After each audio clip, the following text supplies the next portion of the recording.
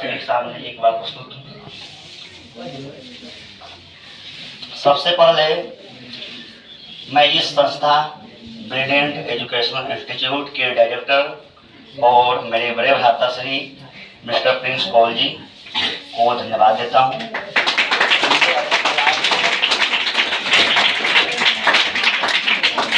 जिनके अथक प्रयास से आज का कार्यक्रम रखा गया है, और साथ ही साथ मैं अपने बड़े भ्राता श्री कुमार गुलशन जी का भी धन्यवाद देना चाहूँगा, जिन्होंने इस कार्यक्रम को रखने के लिए कोशिश किया कि यह कार्यक्रम रखा जाए ताकि बच्चे अपना अपना जो पॉइंट ऑफ व्यू है रखेंगे और आप सभी में एक नई ऊर्जा जाएगी। तो आइए आप सभी को विश्व पर्यावरण दिवस की हार्दिक हार्दिक शुभकामना और बधाई। मैं अभी सुन रहा था आप सभी के स्पीच को, और मैंने देखा कि कुछ जो विद्यार्थी हैं काफी अच्छे परफॉर्म किए हैं। कुछ विद्यार्थी ऐसे भी हैं जिनको बोलने में थोड़ा सा कठिनाई आ रही है। तो मैं आपको बता दूं कि जिस समय मैं आपके क्लास में था, आपके उम्र के थे, उस समय मैं एक लाइन भी नहीं बोल पाता था। ठीक है, तो इसलिए डरने की जरूरत नहीं, आप संघर्ष करो। और इसलिए मैं आपके हौसला अफजाई के लिए मैं कुछ बोलना चाहूंगा। हिम्मत हार के हम बैठे या हमको मंजूर नहीं, मंजिल भले ही दूर हो लेकिन हम मंजिल से दूर नहीं। आपके हौसला को आगे बढ़ाते हुए मुझे देश के पूर्व प्रधानमंत्री अटल बिहारी वाजपेयी की एक लाइन याद आ रही है। वो कहते हैं, बधाई आती है तो आने दो, विदाई आती है तो आने दो, हम न रुकेंगे, हम न झुकेंगे। इसलिए मेरे प्यारे विद्यार्थियों, आप सभी को यदि कुछ समस्याएं हो रही है तो समस्याओं से डरना नहीं है, स्ट्रगल करना है। क्योंकि आप सभी जानते हो, there is no life without struggle. संघर्ष के बिना जीवन नहीं। यदि जीवन है तो संघर्ष तो आएंगे ही आएंगे। चलिए, आज का जो थीम है पर्यावरण बचाओ कार्यक्रम, और आप सभी जानते हो आज 5 जून है, विश्व पर्यावरण दिवस। तो सभी ने अपनी अपनी बात रखा किस तरीके से हम पर्यावरण को बचाएं, किस तरीके से हम अपने पर्यावरण को सेव करें ताकि हम अच्छे से जीवन यापन कर सकें। इसके लिए मैं एक छोटा सा भाषण लिखा हूं, तो आइए मैं आप सभी के सामने प्रस्तुत करता हूं।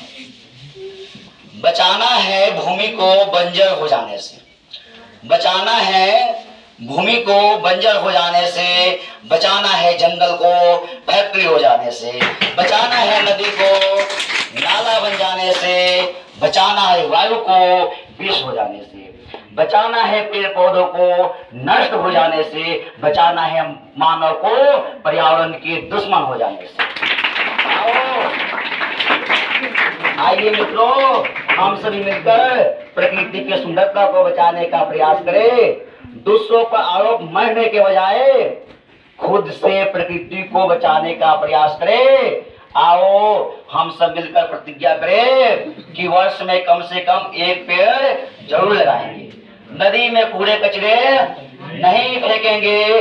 कोई पेड़ पौधों को काटने का प्रयास करे तो हम उसे जरूर रोकेंगे। हमें वर्तमान की इंक्लूसिव डेवलपमेंट पर ध्यान देने के बजाय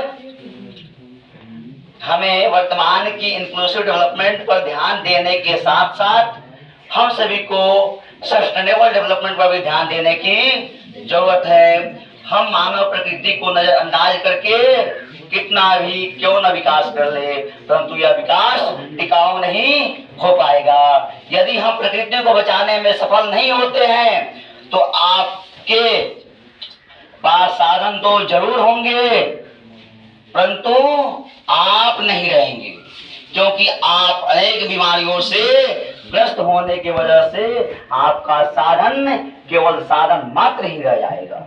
आओ हम सभी एक कदम प्रकृति को बचाने के लिए उठाए। याद रखिए, प्रकृति सुरक्षित रहेगा तभी हम सभी सुरक्षित रहेंगे।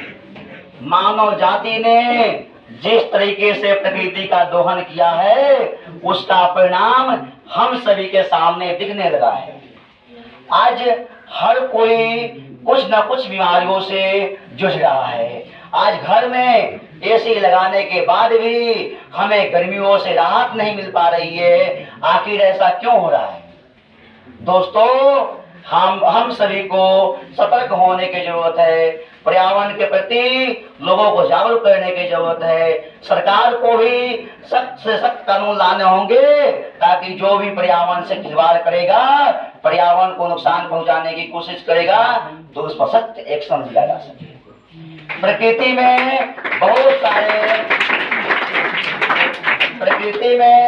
बहुत सारे संसाधन ऐसे भी है जिसका भंडार सीमित है। इस प्रकार के संसाधन का प्रयोग हमें बड़े ही सोच समझ कर करना चाहिए ताकि हमारे आने वाली नई पीढ़ी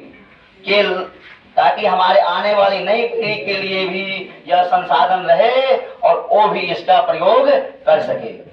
यदि सीमित संसाधनों का प्रयोग बहुत अधिक मात्रा में करेंगे, यह जानते हुए भी कि इसका भंडार सीमित है, तो आने वाले नई पीढ़ी हमें गाली देंगे कि हमारे पूर्वजों ने हमारे लिए कुछ भी तो नहीं छोड़ा, केवल अपनी सुख शांति के लिए संसाधनों का पूरा उपयोग कर लिया। याद रखिए, इन संसाधनों पर हक केवल कुछ लोग या केवल एक पीढ़ी की नहीं है, इन पर सभी का हक बराबर है। आइए हम सभी मिलकर पर्यावरण को बचाने के लिए सकारात्मक कदम उठाए, जो इस प्रकार से है। यूज एंड थ्रो की प्रक्रिया को छोड़कर रिसाइकल की प्रक्रिया को अपनाएं। कम से कम एक पेड़ प्रति वर्ष जरूर लगाए। खेती करने में अधिक से अधिक जैविक खाद का प्रयोग करें। पॉलीथीन का उपयोग कम से कम करें। जल का संतुलित प्रयोग करें। 3R अर्थात रिसाइकल, रिड्यूस और रीयूज के सिद्धांत का पालन करें। थैंक यू सो मच दोस्तों। मैं इस कार्यक्रम को आगे बढ़ाते हुए